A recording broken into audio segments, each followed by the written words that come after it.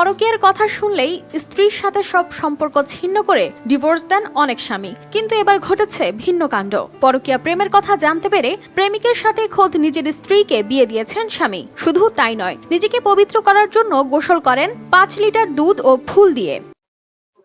তো এখানে এই ভাইয়ের যে ওয়াইফটা, তার 3টা বাচ্চা থাকার সত্ত্বেও তারই হাজবেন্ডের মামাতো ভাইয়ের সাথে পরকীয়া সম্পর্ক লিপ্ত।